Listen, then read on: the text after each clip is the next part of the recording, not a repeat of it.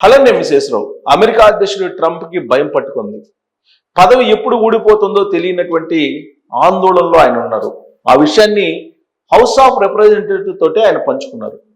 Republican పార్టీకి సంబంధించినటువంటి ప్రతినిధులతోటి ఆయన ఆ విషయాన్ని వెల్లడించారు. ఆయన వైట్ హౌస్లో ప్రతినిధులకు విందు ఇచ్చారు. ఆ సందర్భంగా నవంబర్లో జరిగేటువంటి మధ్యంతర ఎన్నికల్లో ఒకవేళ రిపబ్లికన్స్ ఓడిపోతే అప్పుడు అవిశ్వాస తీర్మానం అభిశంసన పెడతారు డెమోక్రాట్స్, కాబట్టి మీరు జాగ్రత్తగా మధ్యంతర ఎన్నికలకి సిద్ధం కండి అని చెప్పి ఆయన చెప్పడం జరిగింది. ఇప్పటికే హౌస్ ఆఫ్ రిప్రజెంటేటివ్స్ లో చాలా స్వల్ప మెజారిటీతో రిపబ్లికన్స్ ఉన్నారు. చాలా అనతి కాలంలోనే అమెరికా అధ్యక్షుడు ట్రంప్ ప్రజా వ్యతిరేకతను మూటగట్టుకున్నాడు. అక్కడ వచ్చినటువంటి సర్వేల్లో కూడా ఆయన అధ్యక్షుడు అయిన తర్వాత 2వ నెలలోనే ఆయన గ్రాఫ్ అమాంతం పడిపోయింది. ఇలాంటి పరిస్థితుల్లో రిపబ్లికన్సే ఆయన్ని వ్యతిరేకిస్తూ ఉన్నారు. అందుకే మధ్యంతర ఎన్నికల్లో ఓడిపోయే ప్రమాదం ఉందని చెప్పి ఆయన ఇప్పటి నుంచే ఆందోళన చెందుతున్నారు. సో నవంబర్లో ఆయన ఆందోళన నిజమైతే అమెరికా అధ్యక్ష పదవి నుంచి దిగిపోవడానికి అవకాశం ఉంది. కారణం ఏంటంటే అమెరికా అధ్యక్షుడి మీద అభిశంసన పెట్టడానికి అక్కడ ఉండేటువంటి రాజ్యాంగంలో కొన్ని వెసులుబాట్లు ఉన్నాయి. వాటిల్లో తీవ్రమైన నేరాలకు పాల్పడినటువంటి వాళ్ళ మీద అభిశంసన పెట్టచ్చు. అలాగే అవినీతికి పాల్పడినటువంటి వాళ్ళ మీద అభిశంసన పెట్టచ్చు.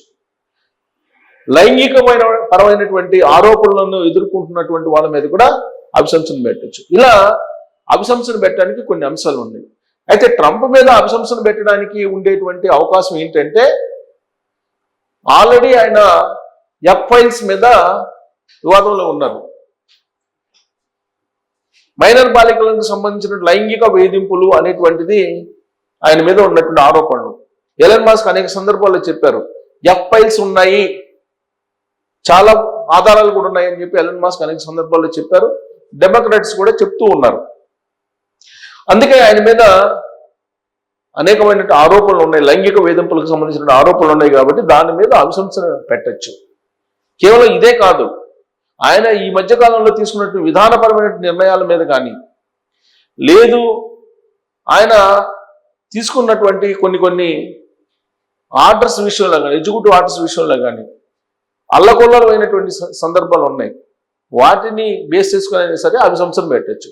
సో ట్రంప్ మీద అభిశంసన పెట్టడానికి కారణాలు అనేకం ఉన్నాయి. అంటే అభిశంసనకి ఈ విషయం ఆయనకు కూడా తెలుసు.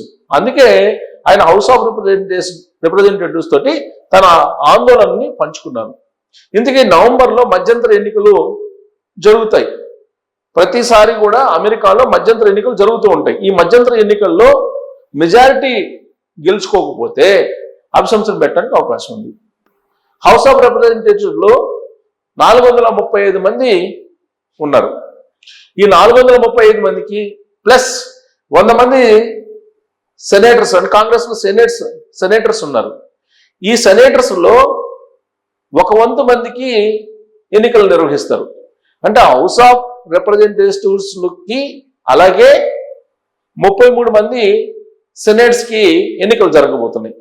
ఈ ఎన్నికల్లో హౌస్ ఆఫ్ రిప్రజెంటేటివ్స్ కి జనాభా ప్రాతిపదికన విభజించినటువంటి నియోజకవర్గాల నుంచి ప్రజలు ఓట్లు వేస్తారు.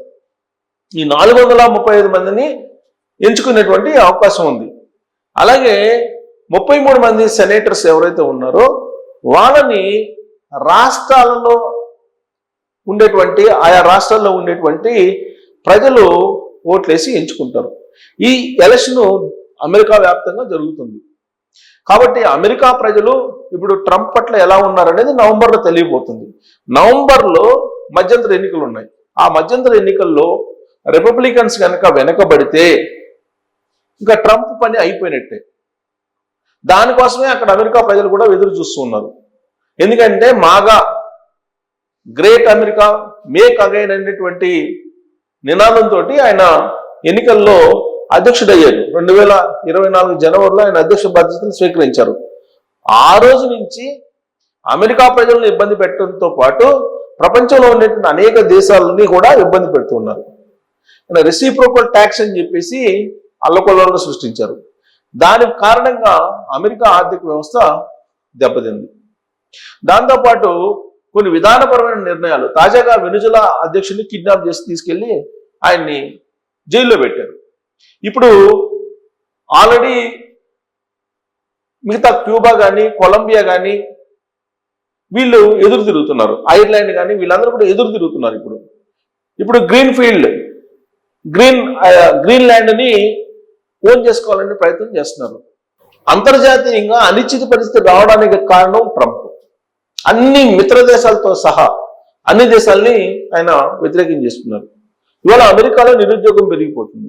అమెరికాలో ఉన్నటువంటి కార్పొరేట్ కంపెనీలు అమెరికాని వదిలి వెళ్ళిపోవడానికి సిద్ధమవుతున్నాయి. దానికి కారణం ఏంటంటే ఇమ్మిగ్రేషన్ సంబంధించినటువంటి నిబంధనలని అడ్డగోలుగా మార్చేశారు. H1B వీసాల్ని మెరిట్ ప్రాతిపదికన ఇస్తాము, లాటరీ పద్ధతి చెల్లదు అని చెప్పి ఒక నిర్ణయం తీసుకున్నారు. గ్రీన్ కార్డ్ హోల్డర్స్ అమెరికాలో పౌరులు కాదు, శాశ్వత పౌరులు కాదు, వాళ్ళు కేవలం గౌరవంగా ఉండటానికి మాత్రం ఇస్తున్నాము అని చెప్పారు. వర్క్ పర్మిట్ల కోసం గ్రీన్ కార్డ్ హోల్డర్స్ కి ఇంతకు ముందు ఉన్నట్టు 5 సంవత్సరాలు కాస్త 18 నెలలు చేసేశారు. అలాగే H1B ఉన్నటువంటి వాళ్ళు ఖచ్చితంగా వాళ్ళ దేశాలకు వెళ్ళి మళ్ళీ అక్కడ కాన్సులేట్ లో భౌతికంగా హాజరయ్యి ఇంటర్వ్యూ ఫేస్ చేయాల్సిందే ప్రతిసారి కూడా అని చెప్పి ఇంకో నిర్ణయం తీసుకున్నారు. అమెరికాలో ఉండేటువంటి యూనివర్సిటీలకి విద్యార్థులు వెళ్ళేటువంటి పరిస్థితి లేదు. అమెరికా యూనివర్సిటీలు ఖాళీగా ఉన్నాయి. వెరసి అమెరికా ఫ్లైట్లు ఖాళీగా ఇప్పుడు తిరుగుతూ ఉన్నాయి. అమెరికా నుంచి వచ్చేటువంటి విమానాలు ఖాళీగా ఉన్నాయి, ఇంతకు ముందులాగా లేవు. అందుకే ఇప్పుడు ఛార్జీలు కూడా తగ్గించేశారు. విమాన ఛార్జీలు కూడా తగ్గాయి. ఇప్పుడు అమెరికాకి వెళ్ళాయి కానీ అమెరికాకి వచ్చేటువంటి విమాన ఛార్జీలు. ఇలాంటి పరిస్థితుల్లో అమెరికా ఇప్పుడు ఎలా ఉంది అని అంటే ట్రంప్ ఆ ఆధ్వర్యంలో పిచ్చోడి చేతిలో రాయి మాదిరిగా ఉందని చెప్పి చాలా మంది చెప్తూ ఉంటారు. అక్కడ ఉన్నటువంటి పబ్లిక్ కూడా రివర్స్ అవుతున్నారు. లా అండ్ ఆర్డర్ సిచ్యువేషన్స్ కూడా రాబోతున్నాయి రాబోయేటువంటి రోజుల్లో. ఎందుకనంటే ఆయన తీసుకున్నటువంటి మాగా సిద్ధాంతం అక్కడ లోకల్స్ ని రెచ్చగొట్టేలాగుంది. దాంతో రేసిజం అనేది పెరిగిపోతుంది, అభద్రతా భావం ఎక్కువ అవుతుంది. అక్కడ మేధావులు అక్కడికి వెళ్ళేటువంటి పరిస్థితి లేదు. ఇలాంటి సిచ్యువేషన్లో ట్రంప్ మనకు అవసరమా అనేటువంటి భావంతో అమెరికా ప్రజల్లో మెజారిటీ ఉన్నారని చెప్పి తెలుస్తుంది.